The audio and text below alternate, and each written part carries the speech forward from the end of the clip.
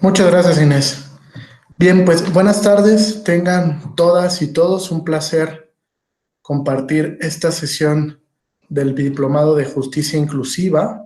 Me parece que es ya la última sesión del diplomado, si no, corríjanme. Estamos en la recta final. Y pues para esta recta final me han encomendado, como en otras ediciones, que les hable un poco sobre los precedentes que hay nacionales e interamericanos en situación de vulnerabilidad. Les voy a compartir una metodología de la sesión, de estas dos sesiones del último módulo del diplomado, y a partir de ahí pues vamos a ir avanzando en el tema que se me ha encomendado. Bien, primero vamos a hablar un poco sobre el contenido esencial del principio de igualdad. Es fundamental esto. El principio de igualdad es vincularlo precisamente con aquellos grupos en situación de vulnerabilidad, categorías sospechosas, como la denomina la Suprema Corte, o categorías de protección especial, denominados así en el sistema interamericano de derechos humanos. Posterior a esto, nos vamos a centrar en precedentes únicamente de la Suprema Corte de Justicia de la Nación. Vamos a ver cómo analiza la Suprema Corte aquellas normas que puedan incidir en el principio de igualdad. Vamos a ver precedentes importantes donde ha ido detallando la dinámica de los grupos en situación de vulnerabilidad, entre otros. Y en la última parte nos vamos a centrar en precedentes interamericanos a la luz del principio de igualdad y no discriminación, y vamos a ver más a detalle la categoría jus cogens que le asigna a este principio la Corte Interamericana de Derechos Humanos. Bien, no sé si tengan alguna duda o pregunta respecto a la metodología. ¿No? Excelente. Entonces les voy a compartir una presentación para que comencemos.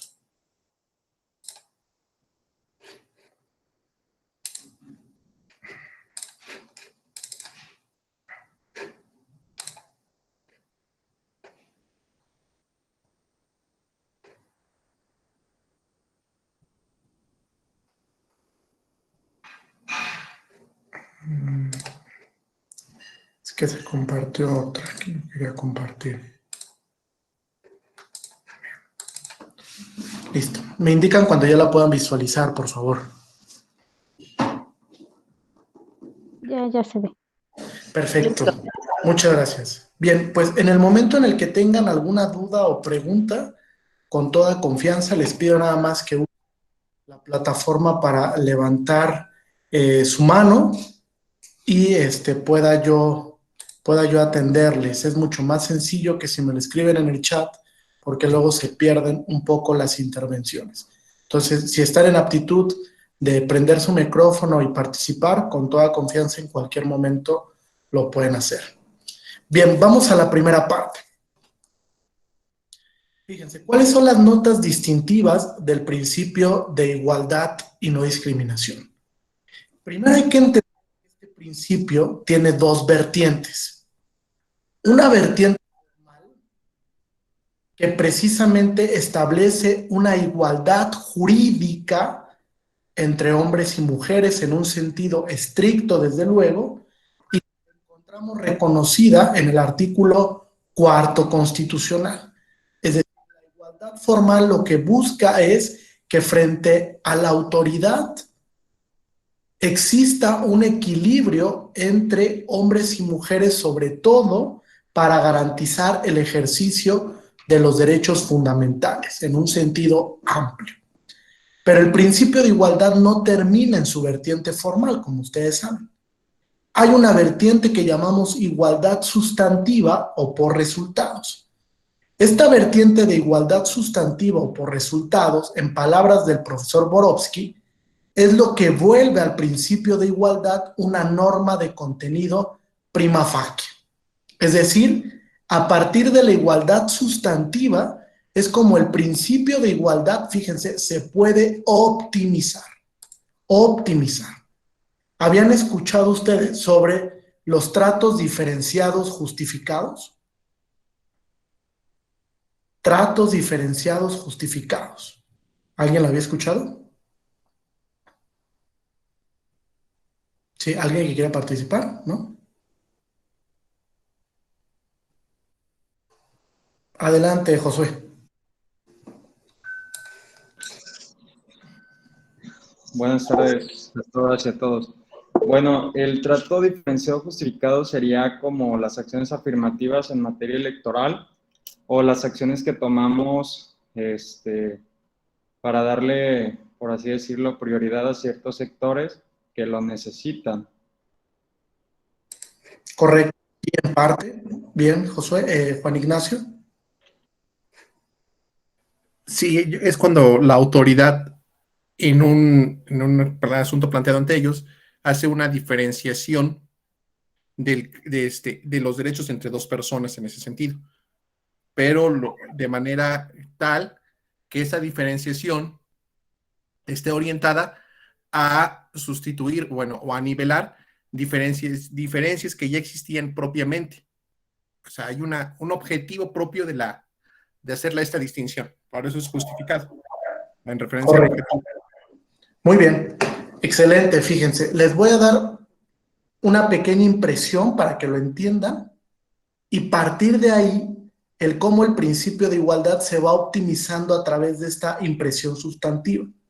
Fíjense, el profesor Borowski dice, tenemos una igualdad formal cuando la norma fundamental, la Constitución, establece un principio de igualdad entre hombre y mujer que debe de realizar un tratamiento frente a la norma. Es decir, la norma no podría realizar tratamientos diferenciados respecto de un hombre con una mujer. Esa es la igualdad formal.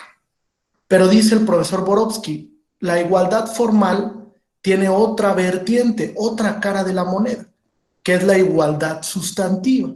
Y la igualdad sustantiva se proyecta precisamente para generar un trato diferenciado que genere igualdad.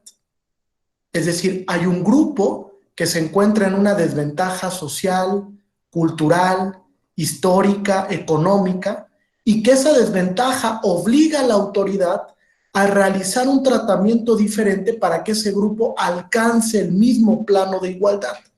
Esa es la igualdad por resultados. Dice el profesor Borowski, cuando entendemos la igualdad sustantiva, nos damos cuenta que se optimiza el principio de igualdad, es decir, no es un derecho absoluto, porque generamos tratamientos diferenciados para alcanzar el mismo nivel de reconocimiento de derechos. Y pone un ejemplo que es inverosímil y que resulta muy lógico. Fíjense lo que dice Josué, Juan Ignacio, el profesor Borowski. El profesor Borowski plantea un caso en concreto y dice, imagínense ustedes que están frente a un grupo en el que le tienen que impartir una clase de educación física. Y que en la clase de educación física pues hay dos sectores, dos grupos que se diferencian entre sí. Un grupo que es de las personas que tienen buena condición física, que cotidianamente realizan ejercicio, entre otras consideraciones. Pero también tenemos otro grupo que, digamos, tiene algunas carencias físicas. Por ejemplo, puede ver una persona que tenga sobrepeso, que no sea virtuosa para el ejercicio, que nunca lo haya practicado, que tenga una discapacidad, etcétera, ¿no? Tenemos dos sectores o dos grupos diferenciados entre sí. Dice el profesor Borowski, si mezclamos a los dos grupos, pues van a haber unos que alcancen un estándar mucho más amplio de condición o de acondicionamiento físico. Y va a haber otros que no lo hagan porque no puedan realizar con la misma intensidad esa actividad. Entonces, ¿qué tenemos que hacer? Diferenciar a los grupos. Diferencio a los que tienen capacidades físicas para realizar esa actividad y los que no. Y entonces a los que no lo tienen los sitúo en un plano en el que puedan alcanzar el mismo acondicionamiento, pero a través de otras actividades. Es decir, de actividades particularizadas que les ayuden precisamente a generar el máximo acondicionamiento físico. Eso es un tratamiento diferenciado que, como decía Omar, se puede reflejar en una acción que puede ser afirmativa para generar esa diferencia. Ahora, la diferencia siempre tiene que estar justificada. Allí hay una nota distintiva muy importante. Si la diferencia no está justificada, entonces, lejos de ser un tratamiento diferenciado, adecuado y constitucionalmente válido, nos encontraremos frente a un acto discriminatorio. Pensemos en una norma que realiza una diferenciación sin una justificación alguna respecto de un grupo sobre otro o una categoría sobre otra. Si la norma no alcanza el grado de diferenciación, entonces la norma es discriminatoria, porque está situando a un sector por encima del otro sin un fin constitucionalmente razonable. Razonable. Por eso, cuando vamos a analizar una norma que puede incidir en el principio de igualdad, realizamos un test de razonabilidad para ver si la norma realmente alcanza ese fin que se pretende o no lo alcanza, ¿no? Es un claro ejemplo para que entiendan el principio de igualdad sustantiva, que se refleja por acciones que tienden a eliminar obstáculos, barreras sociales, que tienden a erradicar tratamientos que sitúan a ciertos grupos en el olvido, que los desplazan o que incluso generan una menor protección de sus derechos. Regularmente hablamos de minorías, grupos de minorías que históricamente han sido olvidados o que el Estado no les ha dotado de una protección especial o específica para que puedan lograr el ejercicio integral de sus derechos fundamentales. ¿Hasta aquí tenemos alguna duda entre igualdad formal e igualdad sustantiva? Ahora, ¿cuál es el fundamento? El fundamento de la igualdad sustantiva lo encontramos en el artículo 1º, 5º párrafo de la Constitución y también en el artículo 1.1 de la Convención Americana, donde se establece precisamente que todos los actos de las autoridades e incluso de los particulares deben de garantizar el principio de igualdad y que no se puede generar ningún tipo de discriminación por ciertas categorías, por sexo, por preferencias sexuales, por religión, por origen étnico, por nacionalidad, por color de piel, por raza, etc. Esa categorización que establece el artículo 1º, 5º párrafo es lo que la Suprema Corte en México ha llamado categorías sospechosas, bajo una lectura no taxativa, una lectura no cerrada. ¿Qué quiere decir? Que se pueden incorporar nuevas categorías de protección especial. Por ejemplo, recientemente la Corte ha establecido que los periodistas y los defensores de derechos humanos también son grupos que entran en estas categorías de protección especial, que requieren de una actuación diferenciada de las autoridades para garantizar sus derechos porque cotidianamente pues están expuestos a que se lesione su libertad personal, su integridad personal, su vida incluso, entre otros, ¿vale? Entonces, estos grupos están especialmente protegidos y también son denominados teóricamente desde una teoría de derechos fundamentales como grupos en situación de vulnerabilidad. ¿Sí? Juan Ignacio, adelante. Sí, entonces, a ver, si podemos, a manera de conclusión de esta parte, decir que la igualdad sustantiva viene a ser consecuencia de la igualdad formal. Sin embargo, cuando esta no es posible hacerla de facto, o sea, por el transcurso de la convivencia social, las autoridades están obligadas a posibilitarla. Y por eso es que hacen estas distinciones justificadas. A eso podemos determinarlo así. Así es, porque una es igualdad jurídica, por así decirlo, y otra es igualdad de facto, ¿no? Tengo un contexto en el que requiero de una actuación diferenciada y entonces matizo el principio de igualdad para llegar a esa igualdad a la que aspiro. ¿Sí se entiende esa parte? Es muy importante esa parte, ¿eh?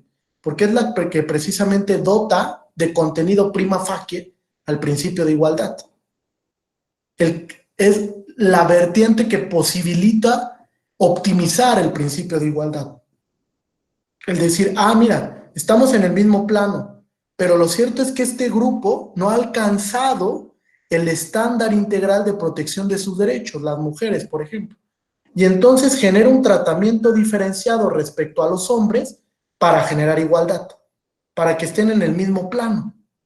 Eso quiere decir que el tratamiento diferenciado eventualmente va a afectar al otro grupo. Eso va a pasar. Siempre va a haber un grupo que resulte afectado por esa medida. Pero si la medida está justificada, entonces es válida desde el punto de vista constitucional. Si la medida no está justificada, entonces es discriminatorio, ¿vale? Lo mismo pasa, por ejemplo, cuando Sala Superior determina que debe de haber una integración paritaria en el Congreso Federal.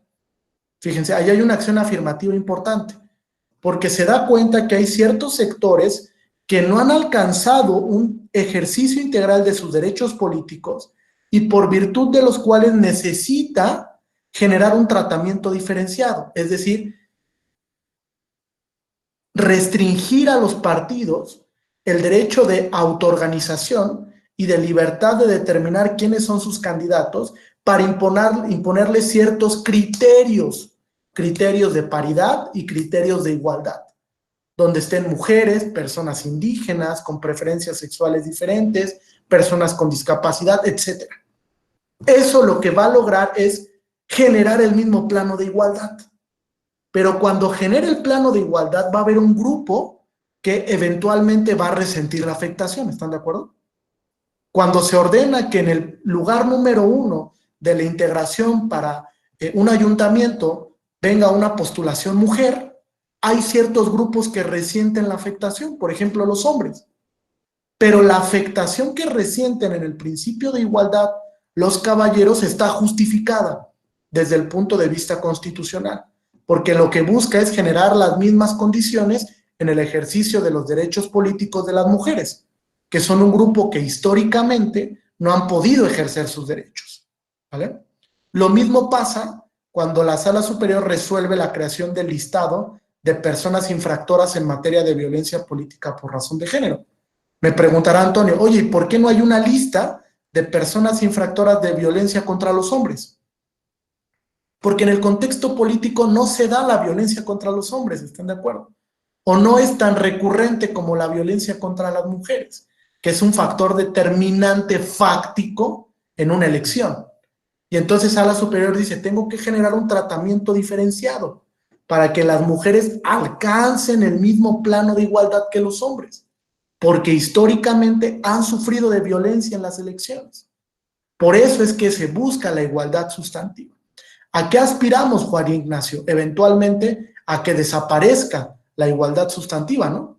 Que no necesitemos este tipo de acciones para que todos los grupos ejerzan sus derechos de manera igualitaria o de manera integral. Pero bueno, creo que estamos lejos de esto, ¿no? Las autoridades todavía no están listas para dar un tratamiento adecuado para todas las minorías. Por eso es que vienen este tipo de acciones que buscan ser representativas para alcanzar el mismo tamiz de igualdad, ¿vale? Igualdad por resultados o igualdad fáctica. ¿Vamos bien hasta aquí? Sí, perfecto. Ahora, fíjense, el principio de igualdad también opera como un derecho fundamental, de acuerdo al bloque de constitucionalidad. La Suprema Corte, cuando resuelve la contradicción de tesis 293, establece dos elementos que son muy importantes y que guardan relación con el principio de igualdad. Primero, que los derechos fundamentales enumerados en la Constitución no son taxativos. Es decir, que se genera una ampliación de derechos frente al derecho internacional de los derechos humanos, que entró en un proceso de constitucionalización. Es decir, los derechos reconocidos en instrumentos internacionales se constitucionalizaron. Con ello, una serie de principios que están reconocidos en diversos tratados como la Convención Americana, como la Convención Belén do Pará, como la Convención de los Derechos de las Personas con Discapacidad, como la Convención de los Derechos del Niño, etc. Diversos tratados que en su contenido también reconocen el principio de igualdad. Por eso es que tenemos un bloque de constitucionalidad sumamente amplio relacionado con este principio. Pero fíjate, Fernando, no acaba ahí el principio de igualdad, porque también tenemos un bloque interpretado, como dice José Luis Caballero. Y esto quiere decir que también los precedentes donde se va interpretando el principio de igualdad adquieren fuerza constitucional. Es decir, se constitucionalizan esos precedentes, porque son los que van dotando de contenido esencial a ese principio. Son los que caso por caso te van diciendo cómo se va matizando el principio de igualdad y cómo va cambiando su contenido. El contenido esencial de los principios, ustedes tienen que saberlo, no es estático, no se fija de una vez y por todas. Cada caso en concreto va modificando el contenido esencial de los principios. Y el principio de igualdad, desde luego que no es la excepción. Hay diversos casos donde se ha ido ampliando el principio de igualdad, donde incluso se le ha relacionado con otros principios como la dignidad humana, como la paridad, como la integridad personal, etc. Eso quiere decir que evolutivamente o progresivamente el principio de igualdad va a ir adquiriendo una mayor expansión. Se va a ir expandiendo en su contenido esencial. Algo que llamamos la maximización de los principios. Lo vamos maximizando, lo vamos alargando, alargando, alargando. Por eso es muy importante ubicar los precedentes donde los tribunales constitucionales o supranacionales han abordado el principio de igualdad y lo han interpretado. Como principio, al ser una norma optimizable, al ser una norma con un grado de abstracción superior, pues requiere de una interpretación para darle contenido. La Corte en muchos precedentes ha intentado establecer cuáles son los alcances del principio de igualdad y cómo es que este principio en ciertos casos en específico se debe buscar maximizar o potencializar. Les pongo un ejemplo. ¿Conocen ustedes la sentencia del orden de los apellidos de la Suprema Corte? ¿Alguien la conoce? Sí, a ver, Juan Ignacio, ¿nos quieres compartir algo? Pues hace una operación de lo que estamos hablando para poder determinar que el orden en el que se han establecido los apellidos ha sido diferencial y perjudicial para el caso de las mujeres y por lo tanto hace esta distinción para que se pueda elegir ya el orden en el que se tengan que establecer los apellidos sin que esto implique un desconocimiento de la filiación propiamente, ¿no? Porque algo se podría pensar que si yo tengo los apellidos primero de mi padre y luego de mi madre y fuera a la inversa, a lo mejor después tener los primero los de la madre y luego los del padre, podría pensarse que habría un desconocimiento de la filiación y la Corte está diciendo que esto no es así, sino simplemente es para nivelar este derecho a la igualdad que tienen ambos cónyuges propiamente para esto. Correcto. Fíjate, aquí la Corte matiza tres cosas que son importantísimas para el principio de igualdad. Primero dice, en el sistema jurídico normativo mexicano hay una caracterización patriarcal. Las normas son dominantes hacia los hombres. Es decir, el derecho romano está concebido bajo una cultura patriarcal, evidentemente, en donde quienes salían beneficiados en la mayoría de los casos, pues eran los hombres, porque eran quienes llevaban la batuta de la familia. Por eso es que se establecía un orden lógico de prelación en el que primero iba el apellido paterno y después el materno. Y la Corte dice, de acuerdo con el nuevo sistema de derechos fundamentales, el nuevo modelo social al que queremos aspirar, ¿esas normas son acordes contextualmente? Y la misma Corte genera una respuesta y dice, no, contextualmente no, porque esas normas, y aquí viene el segundo punto importante, son estigmatizadoras. Y en el momento en que una norma es estigmatizadora, porque te encuadra en un cierto rol social, pues no puede ser permisible. Y el hecho de que te encasille en ese rol social va a generar una desventaja en el ejercicio de los derechos.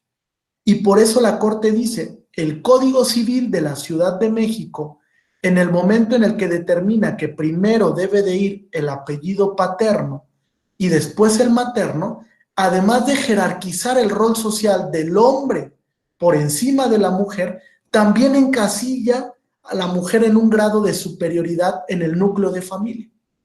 No puede tomar la mujer la decisión de si quiere que primero vaya su apellido o no. Y la Corte dice, ese tipo de normas generan, viene el tercer punto, tratamientos diferenciados no justificados. Es decir, son normas discriminatorias. ¿Y qué creen? Las normas discriminatorias no gozan del principio de presunción de constitucionalidad. Es decir, no pueden ser interpretadas conforme a la Constitución. Porque si yo hago una interpretación conforme, dice la Corte, no erradico el efecto estigmatizador o el efecto discriminatorio, lo único que podría hacer es atenuarlo. Y entonces esto no puede ser permisible. Toda norma discriminatoria tiene que ser declarada per se inconstitucional. ¿Correcto hasta aquí? ¿Sí? ¿Alguna duda? ¿No? Bien. Vamos entonces al tercer elemento. Fíjense, el tercer elemento es muy importante. Les voy a compartir una hoja en Word para que logren ubicar este tercer elemento, que es algo que yo he propuesto en un artículo que escribí recientemente para la Universidad Iberoamericana, que se llama ¿Son los jueces guardianes sustantivos? Y en este artículo propongo algo así, fíjense, a ver si están de acuerdo conmigo o no, respecto al principio de igualdad, porque también se abordó. Me dicen cuando ya puedan ver la hojita en Word, ¿eh?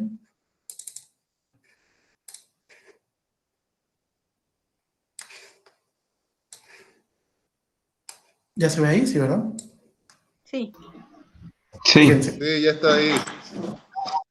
Cuando hablamos del principio de igualdad, tenemos una doble dimensión muy importante. Primero, el principio de igualdad es una norma sustantiva. Hasta aquí vamos de acuerdo, ¿no? Es una norma sustantiva que está reconocida en la Constitución. O, propiamente dicho, en el bloque de constitucionalidad. Hasta ahí todo va perfecto, ¿no? Pero el principio de igualdad también genera una prohibición. ¿Qué tipo de prohibición? De actos discriminatorios. La propia Constitución lo establece cuando ustedes van a su artículo 1º, 5º párrafo. Dice, se prohíbe cualquier acto discriminatorio frente a estos grupos. Entonces vienen enumerados unos grupos que, como yo les decía, no son taxativos. Se pueden incluir nuevas categorías de protección especial constitucional. ¿Correcto hasta aquí? Este principio de igualdad opera, dice Ricardo Guastini, como una norma indeterminada. ¿Vale? La Constitución no te dice qué es el principio de igualdad. Quien te va indicando cómo se va desarrollando esquemáticamente el principio de igualdad son los precedentes. Diversos precedentes que van, digamos, estableciendo cuál es el rol que va jugando el principio de igualdad y van intentando dar una noción, una conceptualización para generar una teoría, propiamente dicho, una teoría desde el punto de vista jurisprudencial. Ahora bien, el hecho de que se genere una prohibición en el principio de igualdad quiere decir que esa prohibición no opera como un principio, sino como una regla. ¿Están de acuerdo? No es un principio la prohibición de discriminación, es una regla, porque te establece que no puedes discriminar. ¿Cuál es la característica de las reglas? Que son normas de contenido cerrado, que no tienen ese grado de abstracción que tienen los principios. Entonces, ¿la regla se cumple o no se cumple? O discriminas o no discriminas, no hay punto medio, ¿están de acuerdo? No pueden decir, discriminé poquito, o generé un tratamiento diferenciado leve, no. O discriminaste o generaste un tratamiento diferenciado justificado, que no es discriminatorio. ¿Correcto hasta aquí? Entonces, dentro de la composición de la igualdad, fíjense qué cosa más rara, pero muchos de los principios funcionan así. Tenemos un principio optimizable y una regla de cumplimiento estricto. No hay más. Esa es la composición jus fundamental del principio de igualdad. Es una formulita. Y con ello, dice Ferrajoli, se cumple una regla de plenitud deóntica. Es decir, si quiero garantizar la igualdad, tengo que proscribir los actos discriminatorios. Porque si yo permito actos discriminatorios, Marisa, ¿cómo estoy garantizando la igualdad? No le estaría garantizando. Entonces, para cumplir con el principio, tengo que cumplir con las reglas, ¿se dan cuenta? Hay una interrelación del principio de igualdad con la regla de prohibición de discriminación, que es una garantía primaria. Las garantías primarias son prohibiciones, permisiones o actos prestacionales. En este caso, hay una prohibición. Pero la prohibición, Mayra, no solo es para las autoridades, ¿eh? El principio de igualdad tiene doble eficacia. Es decir, también es oponible a los actos de particulares.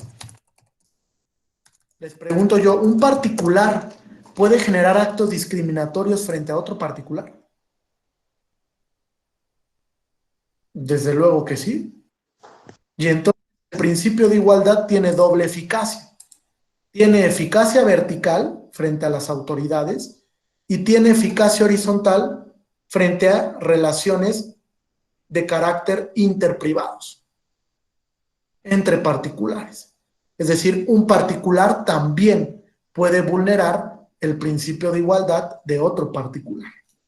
Esta doble eficacia es súper importante, porque curiosamente, el principio que más se viola en las relaciones entre particulares, ¿cuál creen que es? El principio de igualdad. Es el que más se viola cuando yo me enfrento a una relación de carácter privado o de naturaleza civil con otro particular. Ese es el principio que más está en riesgo. ¿Correcto hasta aquí? ¿Tienen alguna duda o pregunta? Entonces, fíjense, hay una particularidad muy importante. Cuando hablamos de igualdad, tenemos que entenderla como un principio optimizable y como una regla de cumplimiento estricto, refiriéndonos a la prohibición de discriminación. Es súper estricto. Es tan estricto que cuando la Corte analiza una norma que puede incidir en el principio de igualdad, realiza un escrutinio estricto. Es decir, es difícil que la norma lo supere, siempre y cuando esté relacionado a una categoría sospechosa, ¿no? Porque también puede haber diferencias en las que no haya categorías sospechosas y el escrutinio ya no es estricto, es laxo. Les pongo un ejemplo, la Corte hace un par de años resuelve el tema Uber, donde tuvo que comparar entre el servicio de taxi público y el servicio de Uber privado. Ahí no hay inmersa una categoría de protección especial. Entonces es un escrutinio laxo. Y la Corte a la primera conclusión que llegó es, no puedo comparar yo a los taxis con los Uber, porque hay muchas diferencias entre un servicio y otro. Entonces no me puedes decir que se está violando el principio de igualdad de entrada, porque las situaciones fácticas a comparar no son comparables, porque no revisten similitudes. Son muy diferentes unas de la otra. ¿Correcto? ¿Hay alguna duda hasta aquí? Antonio, adelante. Gracias, doctor. Buenas tardes a todos y a todas. Doctor, me surge una duda ahorita que usted nos enseñaba esa fórmula de la igualdad y sobre el principio de la no discriminación y la regla también de no discriminar. Ayer veíamos una sentencia que a mí me pareció muy interesante de la sala superior del Tribunal Electoral sobre la asignación de peldaños para los migrantes. Es el RAP 121-2021. Y dentro de los agravios que ponía, y es un ejemplo que está ahí, de los agravios que ponía el Partido Encuentro Social, eh, que él dentro de sus agravios estableció que el INE le obligaba a asignar espacios a personas de la diversidad sexual y ellos inclusive ponían digamos que su justificación, que ellos no podían establecer estos espacios porque iban en contra de su agenda política como partido. Entonces, ¿qué se puede hacer o qué se tendría que hacer? Y en este caso se estaría violando, ¿no? Esta fórmula que usted nos acaba de comentar, porque entonces si esa es su justificación, se está violando este principio, ¿no? De la igualdad y se está violando esta regla de no discriminación, ¿no? Sí, correcto. Fíjate, ese es un precedente muy interesante que incluso en este proceso electoral se dio de manera reiterada. Fíjense, hay un principio constitucional que establece una libertad de los partidos políticos para que puedan escoger a sus candidatas y candidatos. Algo que se llama libertad organizacional o autogobierno por parte de los partidos políticos, ¿sí? ¿Están de acuerdo aquí? O sea, el partido político decide qué candidato o qué candidata quiere proponer. Ahora, ¿ese principio constitucional, Antonio, es absoluto? No, es un principio optimizable. ¿Qué quiere decir? Que eventualmente puede entrar en conflicto con otros, como en ese caso que nos planteas. Entra en conflicto con el principio de igualdad, que tampoco es absoluto, y entonces el órgano jurisdiccional tiene que definir cuál principio prevalece. ¿Cuál es más importante para el caso en concreto? ¿Respetar el autogobierno de los partidos políticos o generar inclusión política para las minorías que nunca han participado o formado parte de los órganos legislativos? Y dice Sala Superior, pues hay que garantizar la diputación migrante, o hay que garantizar la diputación indígena, o hay que garantizar la diputación exclusiva para las mujeres o para las personas con preferencias sexuales diferentes. Y entonces cuando hace el ejercicio, en un caso en concreto, tiene que ponderar y determinar cuál de los dos principios debe de prevalecer. Evidentemente que uno va a salir derrotado. Un principio de los que entran en colisión va a perder en ese conflicto normativo, porque los principios no dejan de ser normas. Y cuando entre en colisión, el órgano jurisdiccional va a tener que resolver y determinar cuál de los dos, en el caso en concreto, fíjense, tiene una mayor importancia. Algo de lo que propone Robert Alexy en la teoría en la ley de la colisión o en la ley de la ponderación. Uno reviste mayor importancia y el diverso con el que entra en colisión tiene que ceder. Es decir, va a salir desplazado.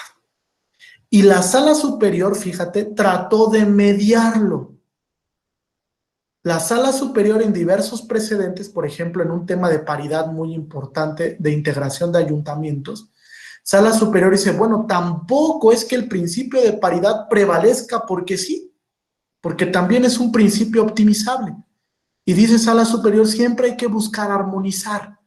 ¿Armonizar entre qué? Entre tres elementos. La paridad, el autogobierno de los partidos políticos y el derecho al voto. Porque también la ciudadanía elige a alguien, ¿estás de acuerdo, Antonio? Y yo no puedo imponer, bueno, sí, tú elegiste a Luis, pero por el principio de paridad va a quedar Silvia. Tampoco esto es viable.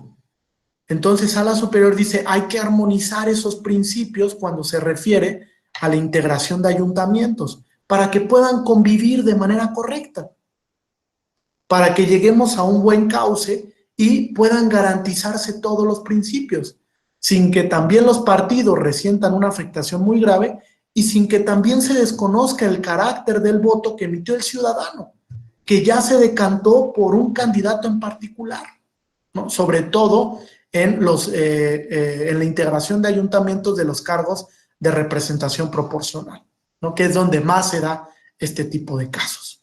¿Sí, Antonio? Sí, les pongo otro caso que es muy importante, fíjense, y que se relaciona con todo esto que hemos visto de la categorización que debemos darle a los grupos en situación de vulnerabilidad. La Sala Superior, en este proceso electoral, resuelve un caso sobre la Diputación Migrante en la Ciudad de México. Es un caso emblemático, para mí es un leading case. De hecho, es de las sentencias más importantes del proceso. ¿Qué sucede aquí? Al legislador de la Ciudad de México le da de un día para otro por eliminar la figura de la Diputación Migrante. De un día para otro se presenta una iniciativa y al día siguiente ya estaba votada en el Pleno y determinada que esa norma se tenía que derogar. Se deroga.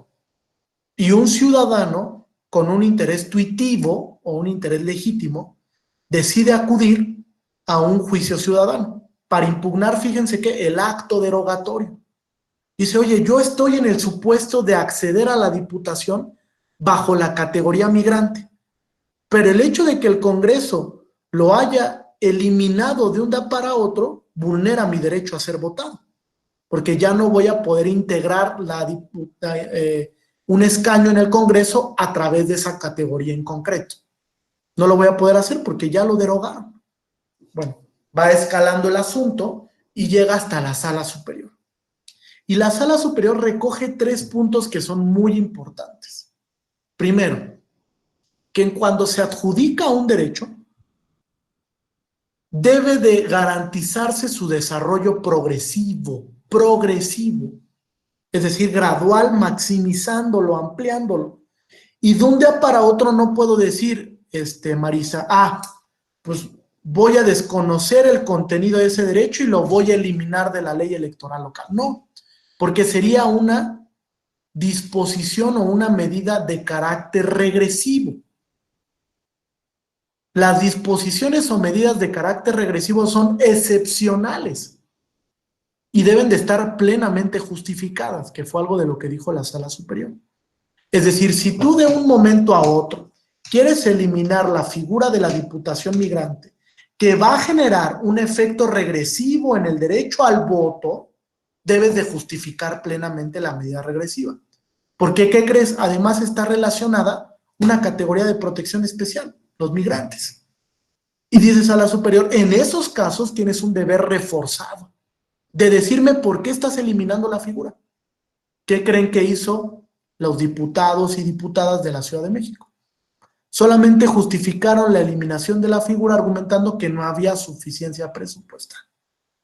Nada más no hay dinero, se recortó el presupuesto, se va a la figura de la Diputación Migrante.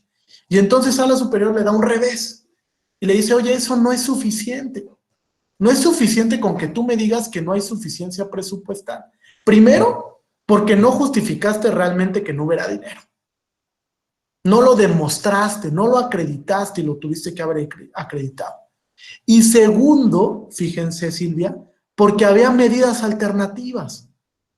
Bueno, si no hay dinero, entonces puedes posponer el ejercicio de la Diputación Migrante para el siguiente periodo electoral. Pero no puedes eliminar la figura de un momento a otro, porque violas el principio de progresividad. Y en ese caso, como estaba relacionado un grupo en situación de vulnerabilidad, también se violó el principio de igualdad. Ahora, el efecto es lo mejor, ¿eh? El efecto es categórico. Como estábamos en pleno proceso electoral, ya estaba iniciado el proceso. De hecho, ya estaba avanzado realmente el proceso electoral en la Ciudad de México. Ya estábamos en un periodo de campaña formalmente. Y entonces Sala Superior dice, a ver, para no dejar desprotegido a ese grupo, utilizo la figura de la rediviscencia. ¿Alguien la había escuchado? Rediviscencia. La Suprema Corte de Justicia de la Nación lo ocupa cotidianamente cuando analiza en abstracto normas electorales vía acción de inconstitucionalidad. La figura de la reviviscencia es si yo genero un acto en el que se vulneró un derecho fundamental y va a quedar un vacío normativo por la regulación que ya no está vigente, revivo la legislación anterior para que en ese proceso electoral se aplique, dejando en libertad configurativa las facultades del legislador. Oye, voy a revivir la ley para este proceso y una vez que culmine el proceso, tú lo puedes regular, respetando los estándares constitucionales, ¿sí? Porque existe una veda legislativa, ustedes la conocen. 90 días antes de que inicie el proceso, ¿qué? No se puede modificar ninguna norma en materia electoral. No se puede. Porque iría en contra del principio de seguridad jurídica, de legalidad, de certidumbre, ¿no? Y entonces Sala Superior aquí lo que hace, ¿qué creen? Revive la figura que había derogado el Congreso de la Ciudad de México. Y dice, como el actuar del Congreso fue inconstitucional al derogar la figura, la voy a revivir para que cobre vigencia en este proceso, dejando a salvo los derechos legislativos del legislador democrático de la Ciudad de México. Interesante, ¿no? Cómo ocupa la figura de la reviviscencia. Sobre todo para dos efectos: brindar certeza en el proceso y garantizar los derechos de las personas que se ubiquen en la posibilidad de acceder a un escaño del Congreso vía diputación migrante. ¿Sí? ¿Alguna duda o pregunta hasta aquí? Les voy a compartir el precedente. Sí, Luis, adelante. Sí, buenas tardes a todas y todos. Yo sí tengo duda en el concepto de la reviviscencia, es nuevo para mí. ¿Hasta qué punto obliga posteriormente a los legisladores a ejecutar los actos, ahora sí, meramente legislativos o los trabajos legislativos para que se formalice? ¿O es únicamente por estar apelando a la sentencia que haga, pues, que se hagan desde órganos jurisdiccionales? Tengo duda qué pasa después de la reviviscencia. Ok, mira, cuando se ocupa la figura de la reviviscencia, como existe una veda constitucional en materia legislativa, lo único que hace la Suprema Corte es, les pongo un ejemplo, si la Suprema Corte declara la inconstitucionalidad de toda una legislación electoral, porque ha pasado, esa legislación, como se analizó en abstracto, pierde eficacia, es decir, se anula la legislación. Y entonces queda el vacío normativo, ya no hay ley electoral. ¿Qué es lo que hace la Corte? Dice, ordena revivir la legislación anterior para que esa legislación únicamente se aplique durante el proceso. Durante el proceso, es decir, la Corte dice, durante este proceso electoral se revive la ley fulanita de tal para garantizar el principio de legalidad y seguridad jurídica, para que los sujetos que vayan a participar en ese proceso pues tengan las reglas claras, ¿no? Sepan cómo deben de conducirse, cuándo tienen que registrarse, qué actos no deben de generar, etc. Y la Corte dice, una vez que culmine el proceso, le deja el efecto. Congreso de la Ciudad de México, legisla tú en la materia, con base en estos criterios, que a veces son criterios formales, Luis.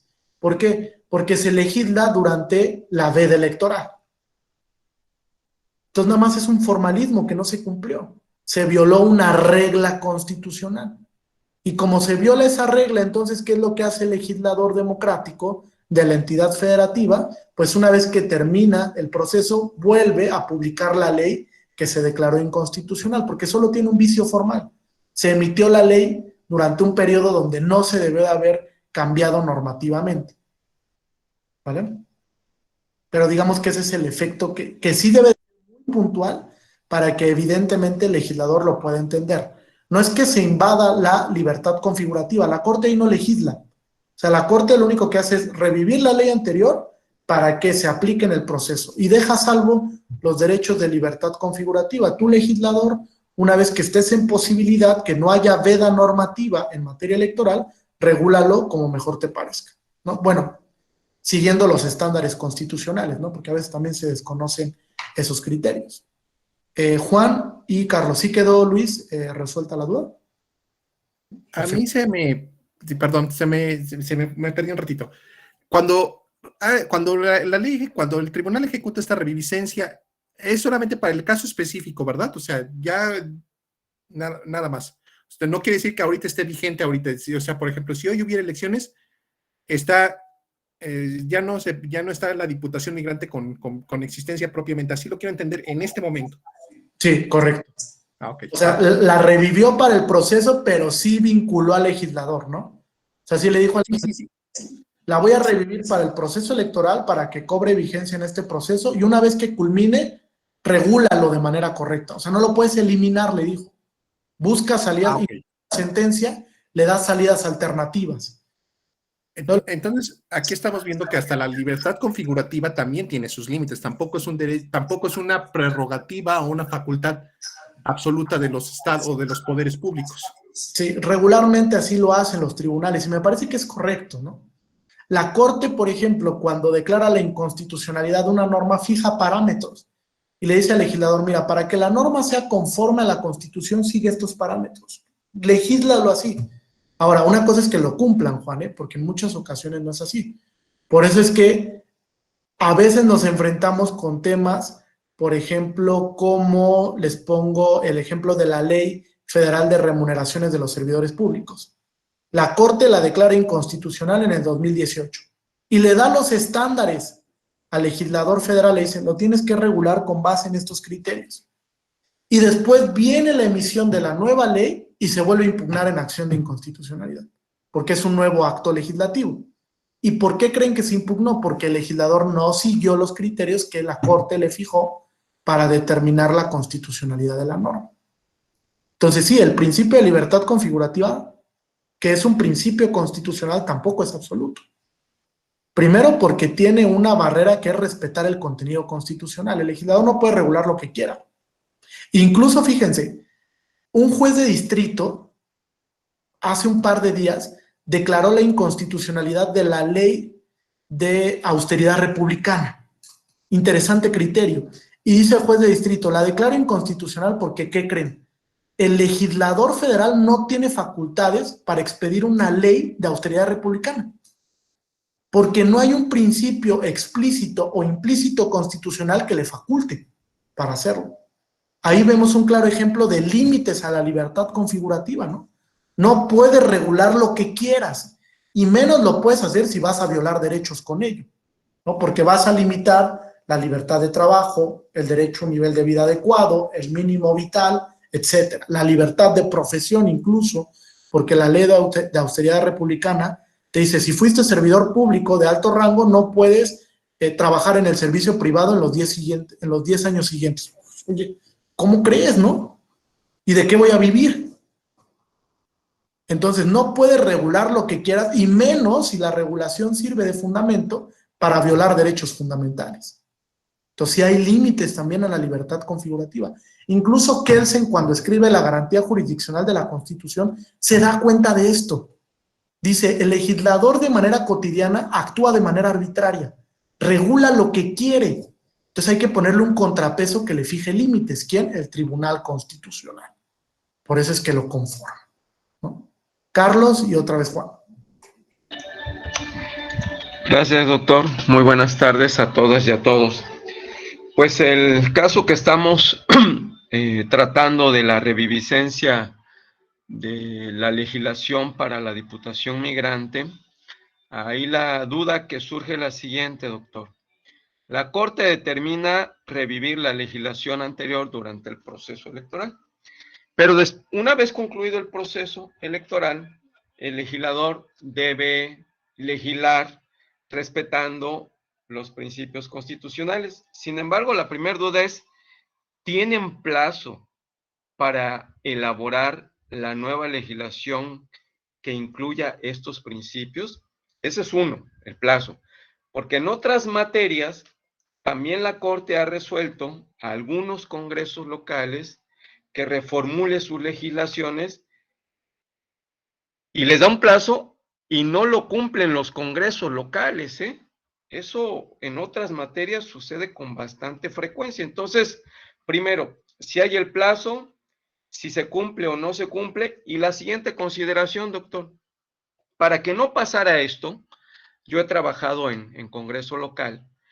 No he visto, o durante la legislatura que me tocó estar, no vi un trabajo coordinado de acercamiento entre el Poder Legislativo y el Poder Judicial. ¿Para qué?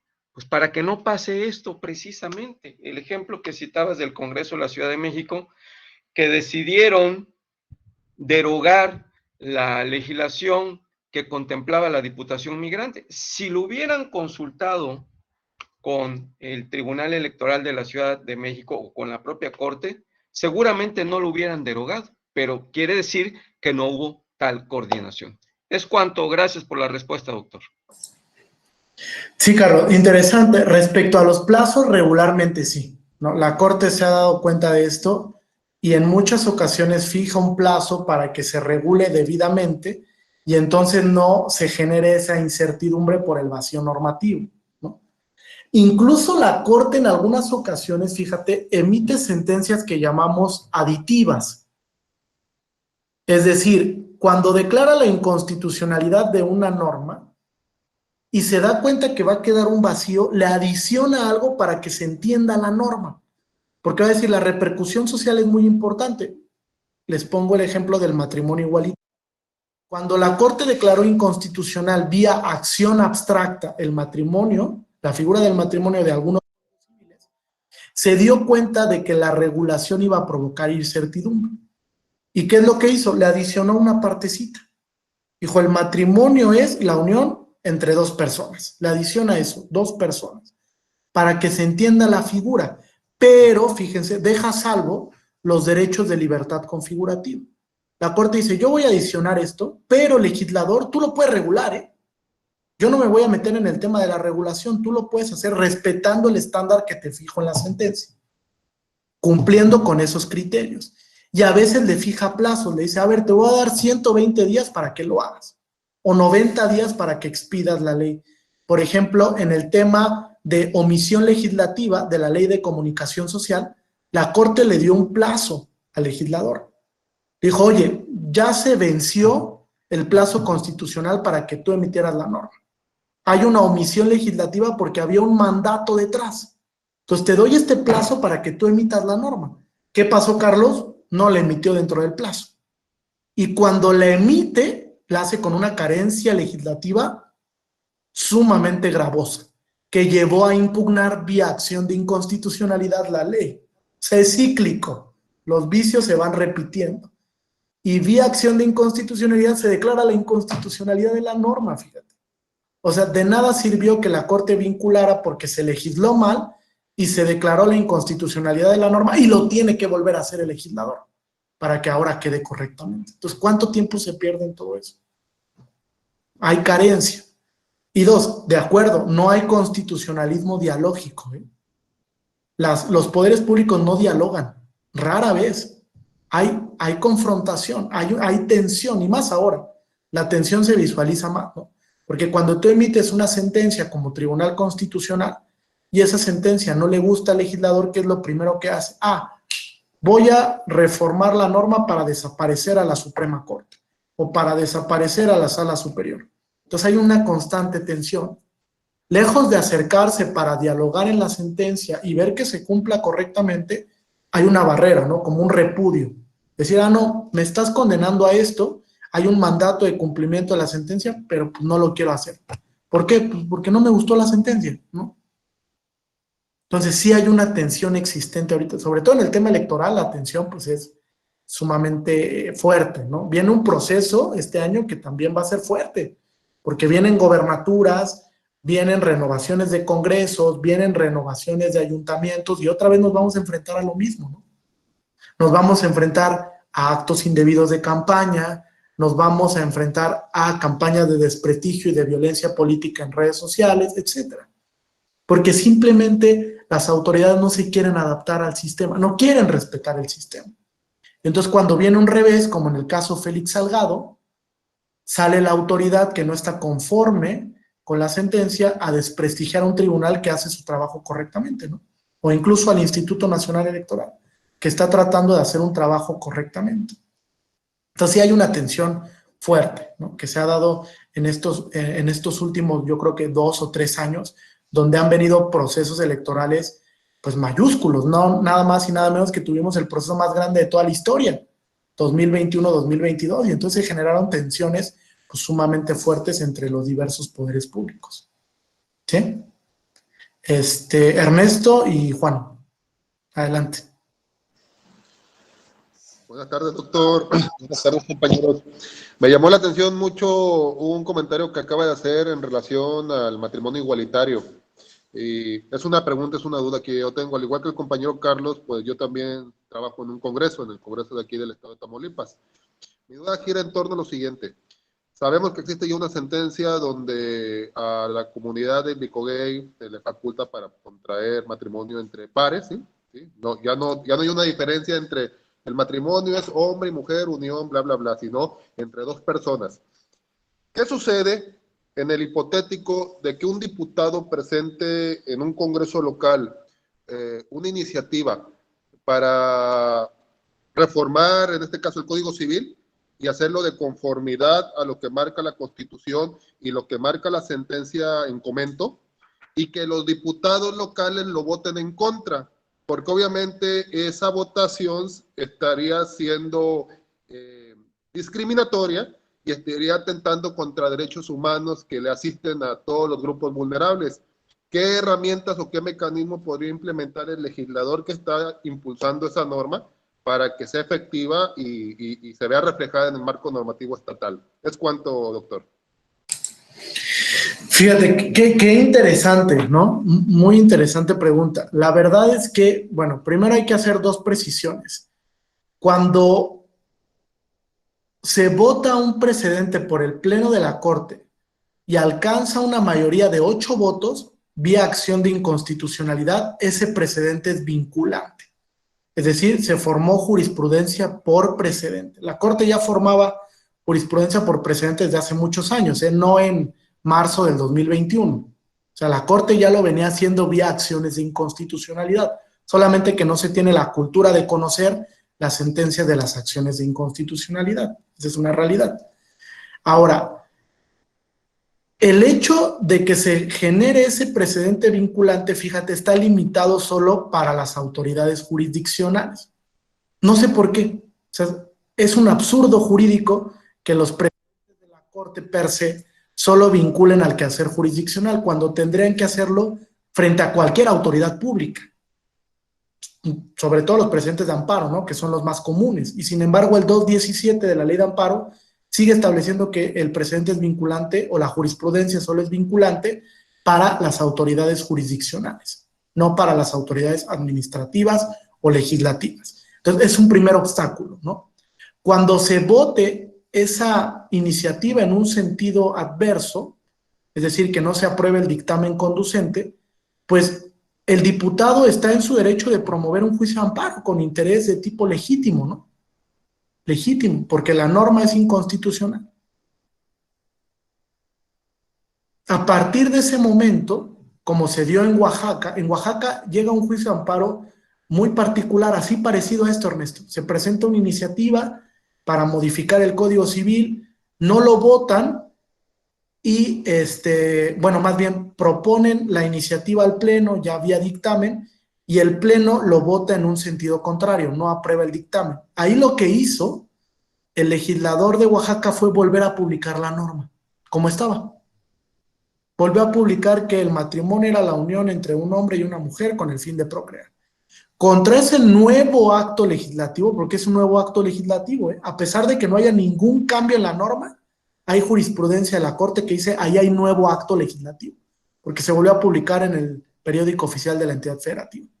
Contra ese nuevo acto legislativo se fue una asociación civil que se dedica a la protección de los derechos de las personas con preferencias sexuales diferentes al juicio de amparo indirecto, impugnando la norma como autoaplicativa, con un interés de tipo legítimo. Ahí es donde la Corte empezó a hablar de las normas estigmatizadoras. Esa es una norma estigmatizadora, porque te encasilla en un rol social y te prohíbe ejercer tus derechos civiles, como el contraer matrimonio. y un juez de distrito declaró la inconstitucionalidad de la norma con el precedente que existe de la Corte. Sí escaló el asunto hasta la Suprema Corte, pero la Corte reafirmó el criterio de inconstitucionalidad del matrimonio por personas de diferentes sexos, ¿no? Sobre todo cuando establece el fin de procrear o cuando dice que el fin es conformar una familia. ¿Sí? Entonces es interesante cómo se impugna la norma con interés legítimo desde una posición de norma estigmatizadora y que desde luego pues genera una vulneración en el principio de igualdad y no discriminación. ¿Sí? Vamos a ver un par de ejemplos, incluso traigo la sentencia para que vean cómo resuelve la Corte ese tema. Juan y Luis, adelante. Muchas gracias por su respuesta, maestro. A ti, Ernesto, gracias. Sí, a mí la única duda que me surgió fue cómo se puede determinar cuando un principio está implícito en la Constitución o no. Creo que esa duda fue la que me surgió respecto del comentario. Nada más. Sí. Híjole, eso daría para toda una sesión, ¿no? De hecho, te voy a invitar a un congreso que estamos preparando en la Universidad Iberoamericana, que se llama La creación de nuevos derechos. Y ahí vamos a hablar precisamente sobre cómo se crean los derechos a partir de la interpretación. Ahora, el hecho de cómo se puede advertir un principio que está implícito en el texto constitucional tiene dos vertientes. Uno, porque el principio deriva de otros que interpretativamente le pueden dar contenido, o dos, porque un tribunal le dote de contenido de manera autónoma a partir de un precedente, como lo ha hecho la Corte con el libre desarrollo de la personalidad, por ejemplo, que es un derecho que se crea vía jurisprudencia y que se le dota de contenido a partir de una interpretación constitucional. Pero también se puede determinar la inclusión de un principio constitucional de manera implícita cuando de la interpretación del texto constitucional te da para determinar su contenido. Digamos que son las dos vertientes. El tema de la austeridad republicana, dice el juez, porque viene por eso la pregunta, ¿no? Dice el juez de distrito, no lo podemos advertir ni de manera explícita ni implícita, porque la Constitución no establece ningún principio que tenga que ver con este tipo de austeridad, no lo prevé. Y tampoco de la lectura o de la interpretación de la Constitución podemos desprender ese principio. Y por eso es que llega a la conclusión de que la ley federal de austeridad republicana es inconstitucional porque el Congreso no tiene facultades para expedirla. Ahora hay que ver si es correcta o no esa impresión, porque también es un punto de vista del juez de distrito, a ver qué resuelve la Corte. A ver si, porque estoy seguro que se va a impugnar y la Corte lo va a traer, ¿no? Porque es un tema de importancia y trascendencia para el gobierno de Andrés Manuel. Entonces hay que ver qué resuelve la Corte. Si la Corte reafirma el tema de que el principio de austeridad republicana no tiene fundamento constitucional o lo dota de fundamento Juan a través de una interpretación. Porque también puede pasar que la Corte diga, derivado de estos artículos, puede interpretar que el principio de austeridad republicana tiene fundamento constitucional. Y ahí le daría un revés a la sentencia del juez de distrito. Pero pues son opiniones jurídicas. Igual la Corte se puede equivocar, ¿eh? Como se ha equivocado en otros casos. Les pongo un ejemplo terrorífico que cometió la Corte hace un par de años. Ustedes, ¿quién es de la Ciudad de México? Carlos es de la Ciudad de México. Bueno, fíjate, Carlos, el Código Civil, Miriam también, el Código Civil de la Ciudad de México establece, todavía lo establece, que cuando se trate de menores de 12 años, la madre gozará de una posición preferente para ostentar la guarda y custodia. Así dice el código.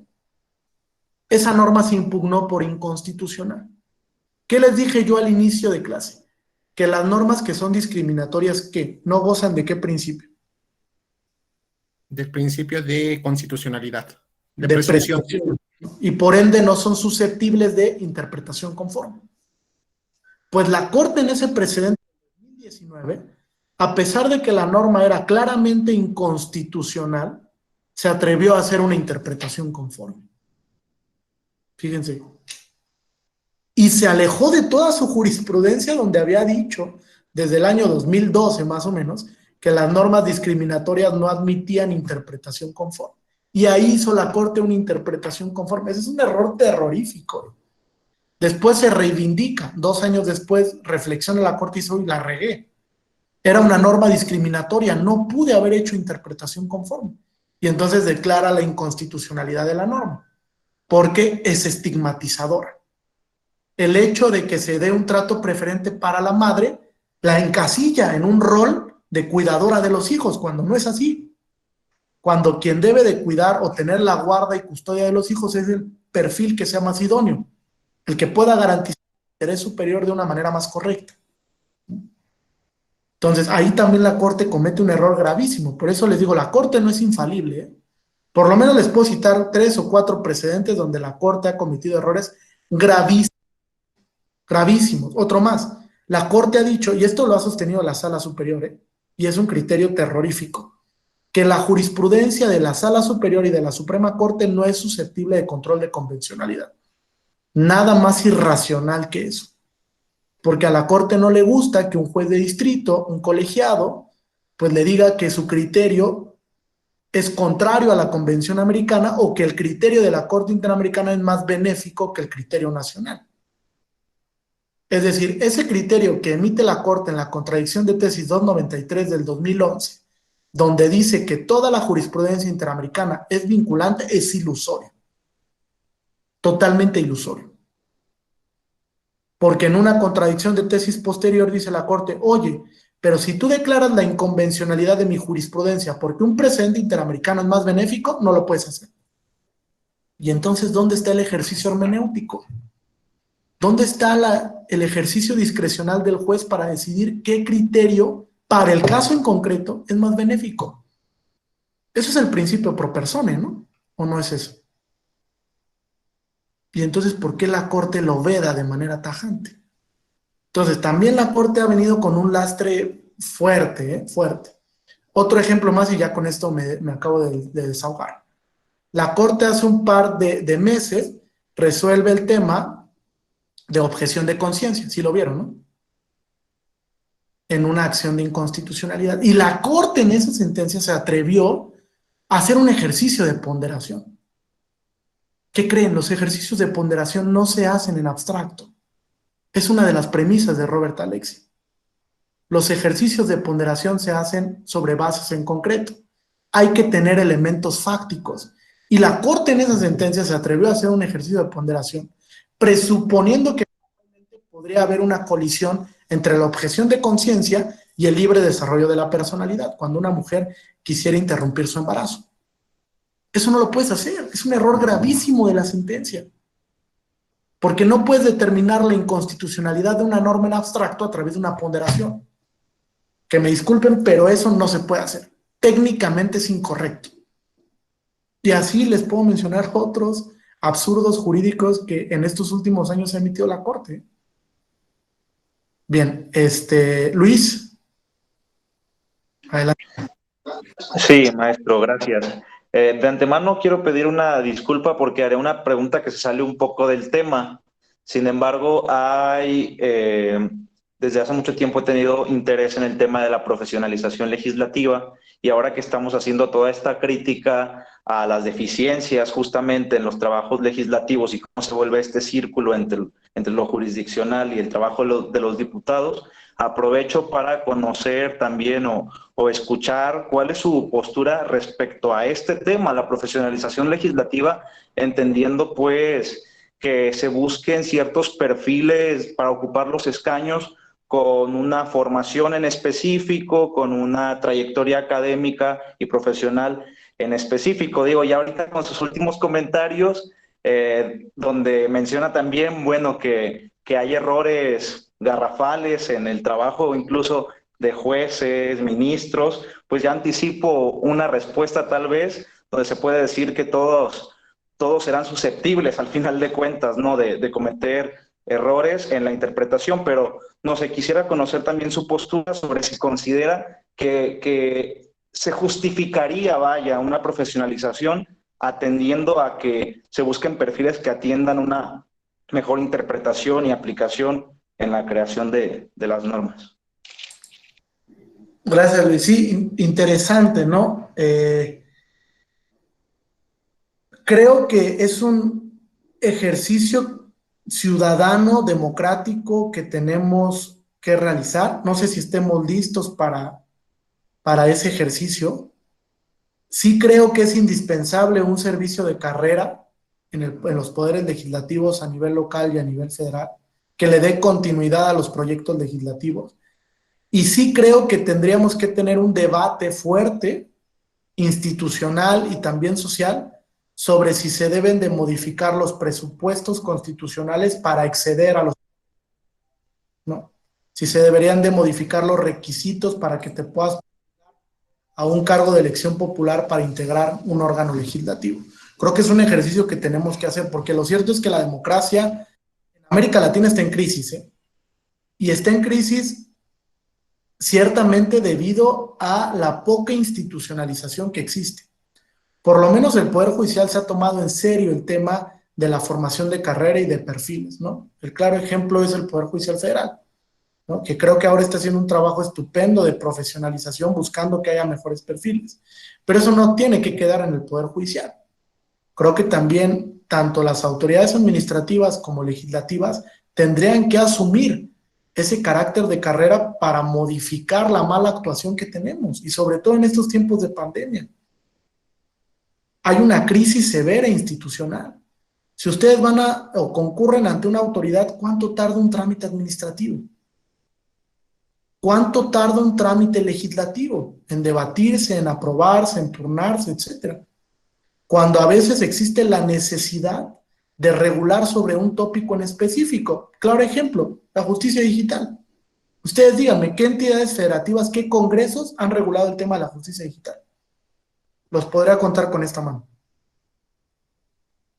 Toda regulación ha sido a través de acuerdos de los poderes judiciales. Porque hay un legislador apático,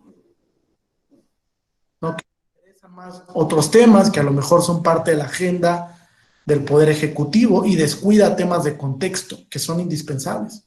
El tema de la justicia digital es un tema indispensable. Hay una saturación bárbara en los tribunales. Y entonces no nos ponemos a pensar en eso, porque también el perfil del legislador no es el más adecuado, ¿no? No llega gente que se preocupe por estos temas.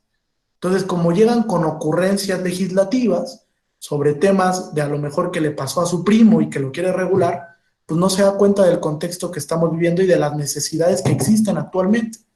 Entonces, la profesionalización creo que sí es importante, y repensar el tema de los requisitos de los cargos públicos pues sería algo interesante, ¿no? Un ejercicio democrático interesante. Allá hay materia para una consulta popular, en lugar de estar preguntando cosas absurdas, ¿no? Preguntémosle a la ciudadanía si quiere repensar los requisitos para que se accedan a los congresos y a ver qué nos dice la ciudadanía. Sería un buen ejercicio democrático. Pero bueno, esperemos que algún día lleguemos a eso. Sujei, y continuamos, ¿vale? Adelante. Sí, ¿qué tal? Buenas tardes a todos y a todas. De acuerdo a lo que comentaba o preguntaba el compañero Luis, yo recuerdo que esa pregunta en su momento se la hicimos a nuestra maestra de constitucional, y ella nos mencionaba algo que nos decía que por el principio de representatividad o algo así, sería muy difícil asimilar estos requisitos pues digamos, que la persona que esté en el Congreso tenga los conocimientos necesarios, porque parte del decir que todos y todas podemos ser votados y votadas, no nada más votar, ¿no? Sería un tanto complicado, era lo que nos decía la maestra. No es imposible, pero sí sería complicado. Ahora, lo que sí se me viene a la mente es que hay que recordar que todas las personas que están tanto en el Congreso como en las legislaturas locales, que tienen la oportunidad de tener asesores. Entonces yo creo que de ahí partiría mucho el problema. ¿Qué asesores son los que tienen de estas personas, no? De repente vemos tantos atropellos. Por ejemplo, en la legislatura de Veracruz hubo muchos errores en la legislatura pasada, y muchos otra vez están dentro y pues esperemos que ahora sí hagan las cosas bien y que sus asesores se tomen el tiempo de conocer y de saber, para evitar caer nuevamente en el error. Y hubo una clase, no recuerdo si fue en este diplomado, en donde un maestro nos comentaba que para este tipo de casos sí sería muy bueno fortalecer la figura de la reelección, al menos en el campo legislativo. ¿Por qué? Porque si tú ya estás adentro y te vuelves a quedar, es como para fortalecer el Parlamento, no para, ¿cómo se dice? No para ir en contra, sino para mejorar lo que ya hiciste. Entonces aquí sí, yo creo que lo importante, bueno, yo consideraría promover más la figura de la reelección para fortalecer el Parlamento y que las personas que asesoran a los diputados o senadores pues vayan más apegados a este tipo de cuestiones jurídicas y progresistas para evitar caer en los errores que hemos visto hasta el día de hoy, ¿no? Y no nada más en cuestión local, sino federal también. Gracias. Sí, no, correcto. O sea, para no redundar mucho en el tema, estoy de acuerdo en un servicio de profesionalización de carrera legislativa, ¿no? Es necesario que se profesionalicen para que los asesores pues sepan de técnica legislativa, de derecho parlamentario, de derecho constitucional, de teoría de los derechos fundamentales, etcétera, ¿no? Entonces, si es necesario este servicio, por lo menos de profesionalización, sí. En el tema, vuelvo a lo mismo, de los requisitos para acceder a los cargos públicos, es un debate democrático que tenemos que hacer todas y todos. Preguntarnos si debemos de priorizar los perfiles o dejarlo abierto para garantizar el derecho a votar y ser votado, ¿no? Porque se generaría una restricción también. Y hay que ver si esa restricción es constitucional, es válida desde el punto de vista constitucional y convencional, ¿no? Porque puede ser que la restricción no sea válida. Por eso yo les decía, hay que generar un debate de consensos democrático para ver qué congresos queremos conformar. Vean los debates que se están llevando en el constituyente chileno ahorita, son interesantes, ¿eh? El constituyente chileno lleva 2 años, poco más de 2 años debatiendo sobre cómo va a integrar el poder legislativo. Tiene una larga tradición bicameral y quieren integrar una integración unicameral, tener un solo parlamento. Sería un claro ejemplo para América Latina, ¿eh? Entonces hay que ver cómo se están llevando esas reflexiones en América Latina y cómo las podemos traer a contexto en el sistema jurídico mexicano. ¿Sí? ¿Alguna duda hasta aquí adicional? Miriam, sí, y les voy compartiendo las diapositivas. Sí, gracias. Bueno, yo considero que al cambiar los requisitos para ese tipo de cargos, no se estarían violando derechos ni quitando o negándoles el derecho a ser votados. Yo considero que, bueno, sí sería muy factible y muy benéfico hacer eso, porque ese tipo de cargos son quienes aprueban, modifican o crean leyes, y esas leyes nos van a beneficiar o a perjudicar como país, ¿no? O sea, ahí no te estoy quitando tu derecho a ser votado, solo que te encuadres a un perfil. Y sí está bien que tengan asesores, ¿no? O sea, tú como abogado vas a ser el candidato a diputado, senador, lo que sea, para aprobar esas leyes. Y sí, tus asesores pueden ser del área de cultura, de artistas, de lo que sea, porque ellos saben las prioridades que se necesitan en cada ámbito. Pero es muy diferente a que un actor sea diputado a un abogado, ¿no? O sea, los asesores sí influyen mucho, sí ayudan mucho, pero yo creo que está la figura que representa y que firma ese tipo de leyes que sí tienen que ser abogados. O sea, ahí no creo que se les esté quitando su derecho, al contrario, si tú quieres ser diputado, bueno, pues entonces perfílate a cierto tipo de requisitos, porque no cualquiera va a ser, por ejemplo, médico, ¿no? O sea, pues es mi derecho querer ser médico, pues estudia, ¿no? Estudia medicina. Entonces yo creo que sí, todos los perfiles son muy buenos, pero sí para las cámaras sí tendrían que ser abogados y sí sería muy importante ese cambio, y no considero que se les esté quitando su derecho, simplemente es que ellos se perfilen es que no, está al revés, se adecúen a un perfil, ¿no? Esa es mi opinión. Sí, claro. Muy bien, Miriam. Pues vamos a continuar. Ahorita te doy la palabra a Josué. Si quieres dejo 5 minutitos al final para otra intervención, porque ya nos salimos mucho del tema, ¿no? Pero sí concuerdo en el tema de reflexionar la democratización del poder legislativo. Bien, vamos avanzando. Fíjense, nos quedamos entonces en el contenido del bloque para el principio de igualdad.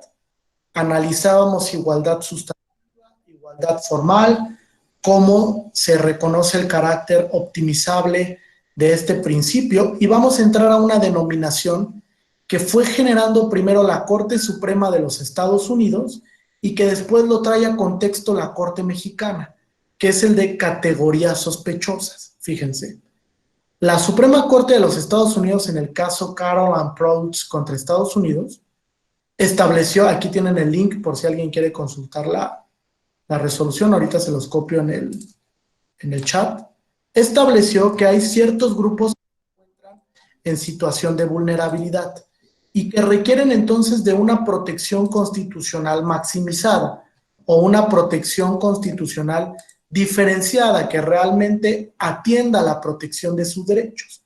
De hecho, hay un caso muy emblemático de la Corte Suprema que se llama, bueno, dos casos, uno Plessy versus Ferguson y otro Brown versus Board of Education of Topeka.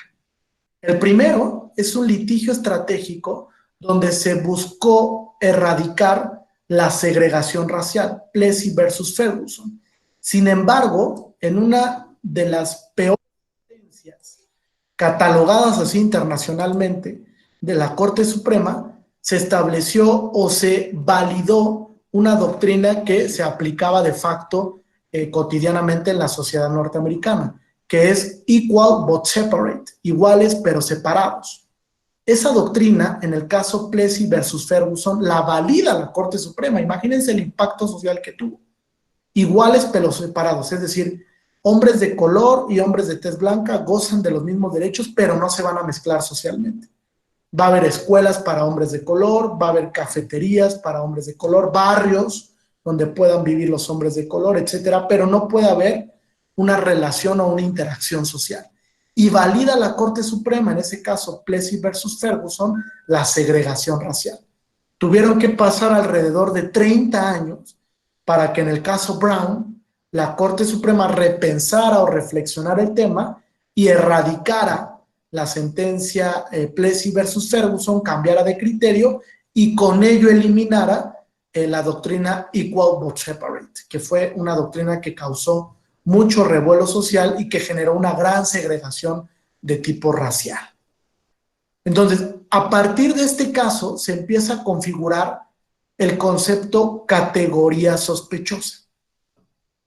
La Suprema Corte Mexicana trae a contexto nacional este concepto y determina que por categoría sospechosa se van a entender aquellos grupos en situación de vulnerabilidad que están descritos de manera no limitativa en el artículo 1º, 5º párrafo. ¿Quién tiene a la mano su Constitución?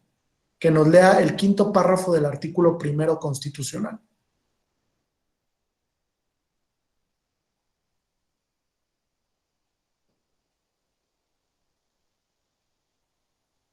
Quien lo tenga, nada más me levanta su mano.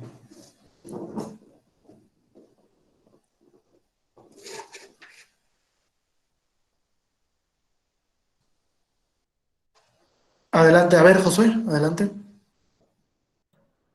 Ok, el 5º párrafo del artículo 1º.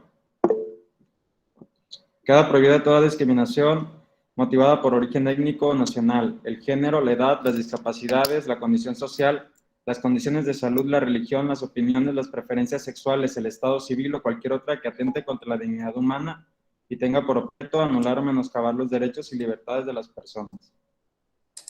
Perfecto. Fíjate, Josué, ese 5º párrafo entonces es el fundamento de catálogo de categorías sospechosas según la Suprema Corte. Y la Corte entiende que ese catálogo se puede ampliar dependiendo las circunstancias de contexto para garantizar el principio de igualdad y no discriminación. De hecho, emite este criterio, fíjense, en el año 2015. Dice, categorías sospechosas, la inclusión de nuevas formas de estas en las constituciones y en la jurisprudencia atiende a carácter evolutivo de interpretación de los derechos humanos. ¿Qué quiere decir? Que puedes incorporar nuevas categorías dependiendo del contexto que se esté viviendo y si es que ese grupo está sufriendo algún tipo de discriminación motivada por diversas razones. Y ahí la Corte estableció en este precedente que los periodistas entran en este listado de categorías sospechosas.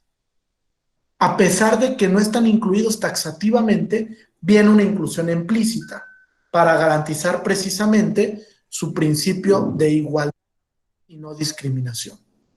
¿Hay alguna duda o pregunta hasta aquí? ¿No? Bien. Avanzamos entonces.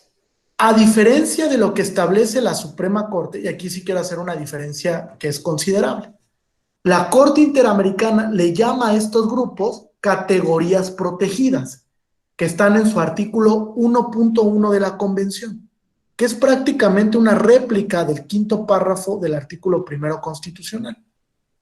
Vuelve a establecer un listado de categorías, pero la Corte Interamericana les denomina categorías protegidas. En el caso Granier y otros, mejor conocido como Radio Caracas Televisión, la Corte Interamericana establece también que los periodistas entran en esta categorización de sujetos protegidos con una mayor intensidad por la Convención Americana.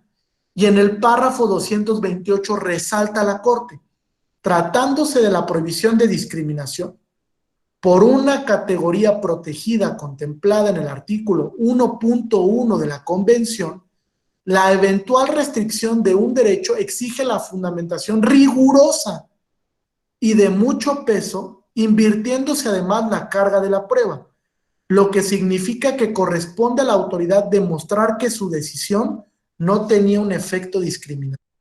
Fíjense, esto es muy importante. Sí, la presentación con mucho gusto se las comparto. Es muy relevante esto, porque la carga de la prueba, cuando se va a analizar la constitucionalidad de una norma, no le corresponde al quejoso, por ejemplo, a través de un juicio de amparo.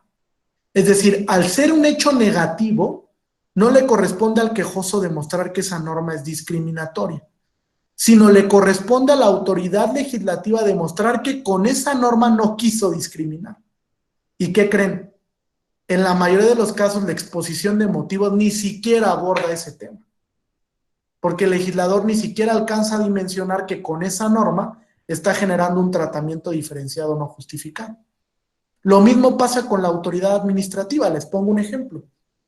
Había un quehacer cotidiano por parte del Instituto Mexicano del Seguro Social, en donde únicamente garantizaba los derechos de seguridad social a las parejas heterosexuales. Es decir, pensemos en que Mayra tiene una pareja de su mismo sexo y su pareja tuvo acceso a una pensión por vejez. Fallece de un día para otro, ellas están en un concubinato y cuando fallece Mayra inicia un procedimiento para obtener la pensión por viudez. Concurre a la autoridad administrativa y la autoridad administrativa le dice, no Mayra, porque ese beneficio solo es para las parejas heterosexuales. La autoridad está generando un tratamiento diferenciado, no justificado, ¿están de acuerdo? Es decir, te está discriminando por razón de tu preferencia sexual y por razón de tu estado civil también, porque estás casada con una persona de tu mismo sexo o vives en concubinato con una persona de tu mismo sexo. No le corresponde a Mayra acreditar que el actuar de la autoridad fue discriminatorio.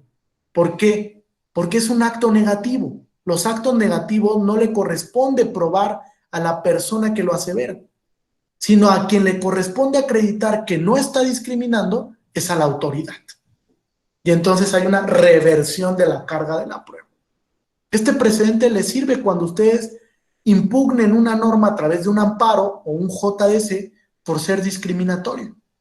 A quien le corresponde establecer que la norma no causó ese efecto es al legislador.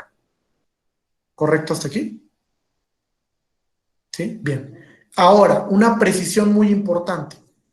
En el sistema interamericano de Derechos Humanos, el principio de igualdad y no discriminación adquiere una categoría que se denomina jus cogens. ¿Alguien la había escuchado? Categoría jus cogens de ciertas normas. Hay tres normas en el sistema interamericano que adquieren esta categoría: igualdad y no discriminación, integridad personal y prohibición de actos de tortura, y libertad personal y prohibición de actos de esclavitud. Esas tres normas adquieren categoría jus cogens en el sistema interamericano, es decir, son normas inderogables que son aceptadas por toda la comunidad internacional.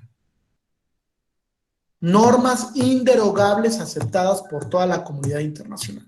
Eso quiere decir que el tratamiento que le da la Corte Interamericana a casos donde se haya vulnerado probablemente la libertad, la igualdad y no discriminación, los debe de juzgar con una perspectiva diferenciadora.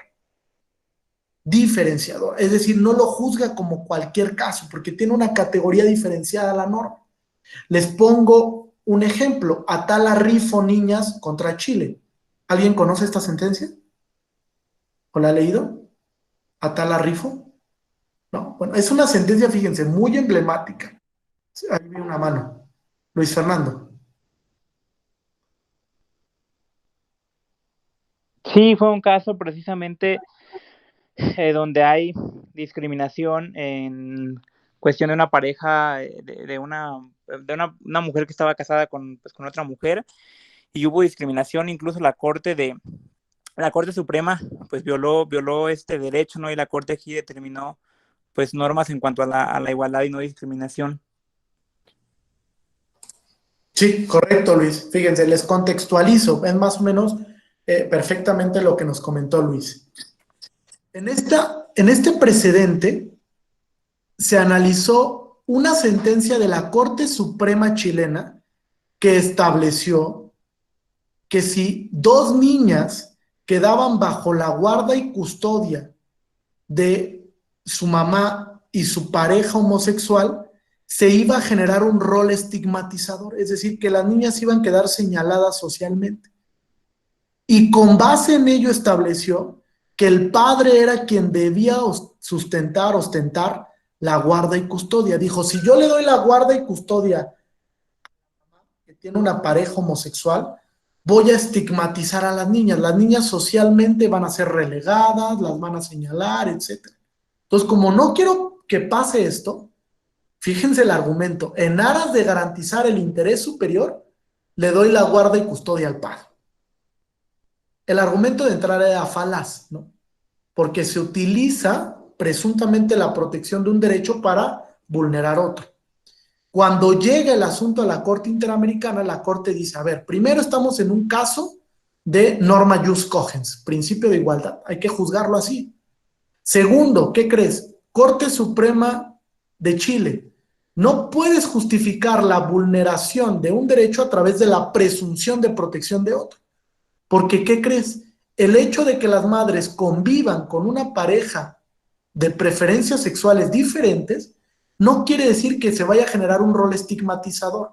Incluso tú tienes que velar porque convivan con su madre y con su pareja, porque eso garantiza la sana convivencia y eventualmente el desarrollo de las niñas. Bajo esa presunción, declara la inconvencionalidad de una sentencia emitida por una Corte Suprema y determina que la justificación era irracional y falaz. No podía justificar o sostener ese argumento a través de la violación del principio de igualdad y no discriminación. Entonces es una sentencia muy emblemática, sobre todo por cómo aborda tres aspectos: interés superior, derecho de familia y principio de igualdad y no discriminación. ¿Correcto? ¿Alguna duda? Luis, adelante. Sí, nada más pues comentar que de hecho lo que dijo la Corte Interamericana fue precisamente eso, o sea, que la Corte de Chile no podía, o sea, no tenía pruebas realmente de que el hecho de que las niñas convivieran con las pues dos mujeres en este caso les pueda generar prejuicios o estigmas por simplemente convivir con ellas, ¿no?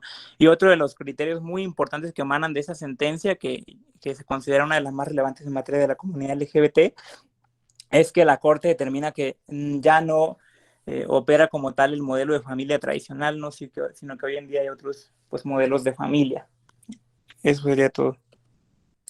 Sí, totalmente de acuerdo. Correcto, es una de las sentencias más emblemáticas recientes del principio de igualdad, donde le dota de un contenido nuevo, ¿se dan cuenta? Es cierto que los derechos van evolucionando interpretativamente. Los tribunales son los que van dando el alcance a los derechos, a los principios, a través de los ejercicios hermenéuticos que van realizando. Entonces es muy importante visualizar esto, que hay una conducta interpretativa para potencializar los derechos por parte de los órganos constitucionales, en específico de las y los jueces constitucionales. ¿Hay alguna duda o pregunta hasta aquí? No, bien, entonces le damos, si me regalan 5 minutitos más, y les dejo una tarea para la sesión del día de mañana. Una lectura de un precedente, ¿vale? Bueno, 2 precedentes, uno de la Corte Suprema Mexicana y uno de la Corte Interamericana. Quien los pueda realizar para generar un debate en la sesión, pues estaría súper bien. Ahora, ¿cuál ha sido la postura de la Corte sobre el derecho de igualdad? Fíjense, hay 3 impresiones que la Corte ha adoptado cuando ha resuelto aquellos casos que se relacionan con el principio de igualdad. Primero, la necesidad de adoptar ajustes razonables para lograr una igualdad sustantiva. Es decir, implementar medidas, políticas, acciones que representen un valor para el principio de igualdad sustantiva. Es decir, que ayuden a romper las desigualdades, las brechas sociales, etc. Eso conlleva la posibilidad de implementar acciones afirmativas.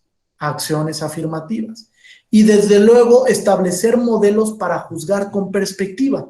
Por lo menos hay 4 modelos que son muy importantes que ha diseñado la Corte. Primero, la perspectiva de género. Segundo, la perspectiva de persona con discapacidad. Tercero, la perspectiva de persona adulto mayor, que la Corte tiene una sentencia muy emblemática al respecto. Y cuarto, la perspectiva de derechos humanos. Esos 4 elementos han servido de guía para empezar a resolver los casos de manera distinta. Les pongo un ejemplo que es muy emblemático, el caso Marisa, que resuelve la Corte Suprema Mexicana. Fíjense qué caso más importante. Se trata de una chica que se había practicado de manera previa a tener su embarazo un bypass gástrico. Una de las instrucciones que le da el doctor es: no te puedes embarazar. O sea, cuando te acaban del estómago, te hacen este tipo de operaciones, no te puedes embarazar porque corre el riesgo el embarazo. Es un embarazo de alto riesgo. La chica, por azares del destino, se embaraza. Y entonces empieza a gestar un embarazo de alto riesgo. Decide acudir a una clínica pública, una clínica federal. Y la clínica pública del Seguro Social le niega la interrupción, con el argumento de que no está regulado en la Ley General de Salud la posibilidad de que ella interrumpa su embarazo. Incluso hay una consulta a un comité médico que establece que por virtud de que hay una deficiencia regulatoria, no puede practicarle ese embarazo. Decide contra ese acto de autoridad acudir a un juicio de amparo indirecto. Durante la secuela del amparo, se ve en la urgencia a ella de interrumpir su embarazo. Ya no podía aguantar más. Y entonces va a una clínica privada. Se practica la interrupción, le notifica al juez de distrito lo conducente y el juez de distrito lo primero que hace es sobreseer el amparo. Porque dice, bueno, pues ya desapareció la materia. Hay una causal de improcedencia del amparo que dice que aunque subsiste el acto reclamado, si la materia ha desaparecido, se debe declarar la improcedencia del medio de control. Y eso es lo que hace el juez de distrito. Contra esa resolución, Marisa, inconforme, recurre a la revisión y la Suprema Corte ejerce competencia originaria, reasume competencia originaria para resolver el recurso de revisión en amparo indirecto. Y la Corte, cuando resuelve el asunto, fíjense, lo primero que hace es, aquí hay dos cosas muy importantes para los que litiguen juicio de amparo. La primera, la Suprema Corte dice, todos los casos en los que se vea relacionada una mujer y el ejercicio de sus derechos, se tienen que juzgar con perspectiva de género. Todos los casos, todos, toditos, sin excepción alguna. Y segundo, dice la Corte, las causales de improcedencia tienen que leerse bajo una perspectiva de protección de derechos humanos cuando estemos frente a este tipo de casos. Y la Corte levanta el sobreseimiento, porque dice, no ha desaparecido los efectos de protección del amparo, porque ¿qué crees? Después de la interrupción del embarazo, pues también viene un proceso para que la mujer restablezca su estado de salud y también restablezca su estado psicoemocional, porque es difícil generar una interrupción del embarazo, no es tan sencillo. Y la Corte dice, pues no desapareció toda la materia del amparo. Juez de distrito, tú debiste de haber analizado si la mujer estaba en una condición de necesidad de que se le prestara un servicio de salud para restablecer su salud física o un servicio psicoemocional para que ella, pues poco a poco, restableciera su integridad psicológica o psicoemocional. Y entonces le da una lectura diferente a la causal de improcedencia a través de la perspectiva para juzgar a través de derechos humanos, en específico del principio de igualdad y no discriminación y del libre desarrollo de la personalidad, sobre todo del derecho a la salud y del derecho de protección a la integridad personal, ¿no? Que ahí la Corte lo fue matizando. Entonces, fíjense cómo le va dando giros la Corte a cómo se juzgan los casos en concreto, sobre todo cuando hay premisas de categorías de protección especial. Cuando hay adultos mayores, cuando hay niños, cuando hay personas con preferencias sexuales diferentes, cuando hay migrantes, cuando hay mujeres, etc.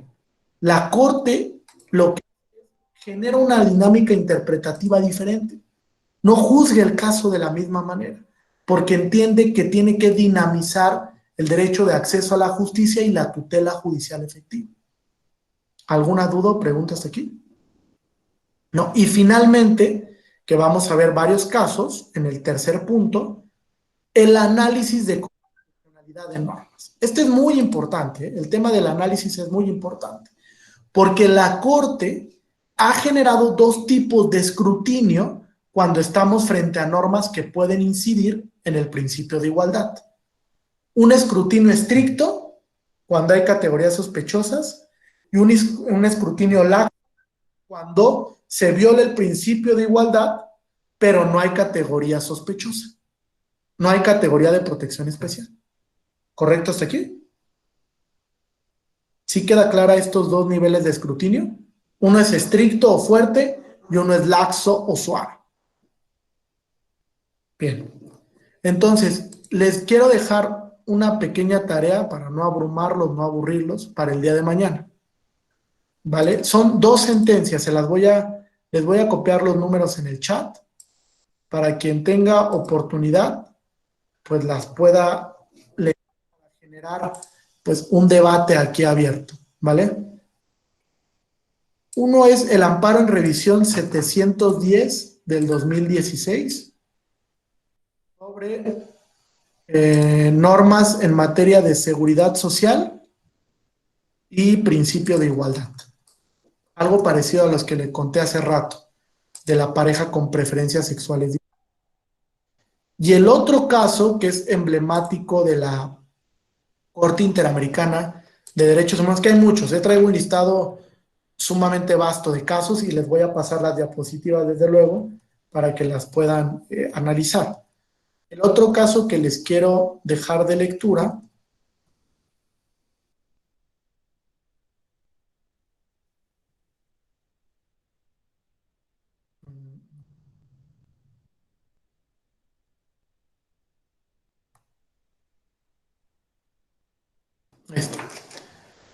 se llama Trabajadores de la Hacienda de Brasil o Hacienda Verde contra Brasil.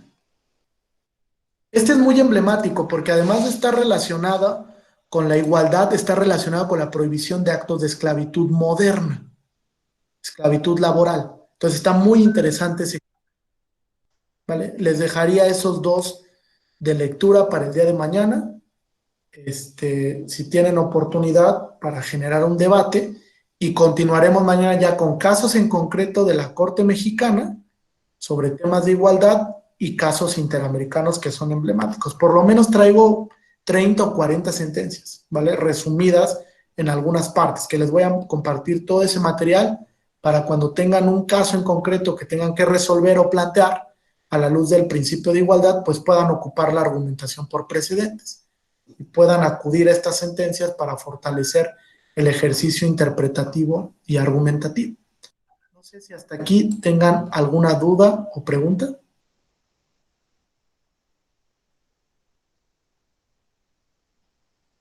¿No? ¿Ninguna? ¿Segura? Claro. Bueno, excelente. Entonces, si no es así, nos vemos el día de mañana, igual a las 5 de la tarde. Que tengan un excelente jueves. Muchas gracias por la atención y por... Muchas gracias, doctor. Muchas gracias. Hasta mañana. Saludos. Hasta mañana. Buenas noches. Buenas noches, gracias. Gracias. Hasta mañana. Buenas noches, hasta mañana.